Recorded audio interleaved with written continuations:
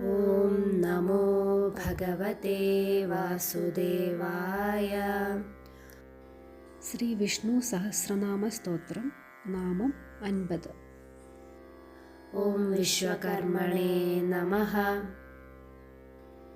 ഹരേ കൃഷ്ണ കൃഷ്ണ കൃഷ്ണ ഹരേ ഹരേ, ഹരേ രാമ രാമ രാമ ഹരേ ഹരേ.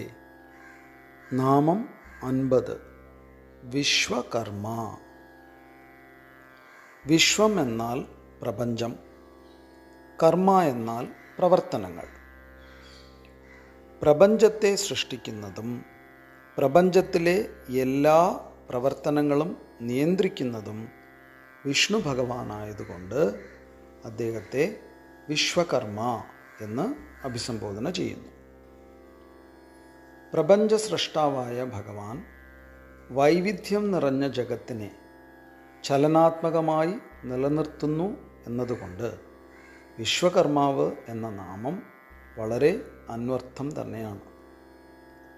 തൻ്റെ മനസ്സിലെ സങ്കല്പമനുസരിച്ച് ശില്പി ശിലയിൽ രൂപം കൊത്തുന്നത് പോലെ ജഗത് ശില്പിയായ ഭഗവാൻ ഭൂതജാലങ്ങളെ അതിസൂക്ഷ്മമായി തൻ്റെ സങ്കല്പത്താൽ സൃഷ്ടിക്കുന്നു.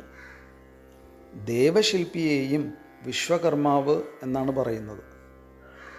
സ്വർഗം നിർമ്മിച്ച വിശ്വകർമാവ് വാസ്തവത്തിൽ ഭഗവാന്റെ ഇച്ഛയാണ് നടപ്പിൽ വരുത്തിയത്.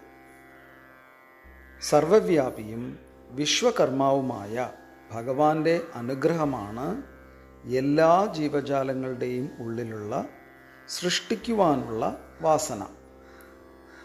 എല്ലാ വസ്തുക്കളും ഭഗവാനാൽ നിർമ്മിക്കപ്പെട്ട് ഭഗവാനിൽ നിലനിൽക്കുന്നു. ഭഗവാനിൽ നിന്ന് അന്യമായി ഒരു വസ്തുവും ലോകത്തിലില്ല. വിശ്വത്തെ സൃഷ്ടിച്ച ഭഗവാൻ അതിനെ കൽപ്പാന്തകാലത്തോളം കർമ്മനിരതമാക്കുന്നതുകൊണ്ട് ഭഗവാനെ വിശ്വകർമാവ് എന്ന് പറയാം. ഹരേ കൃഷ്ണ.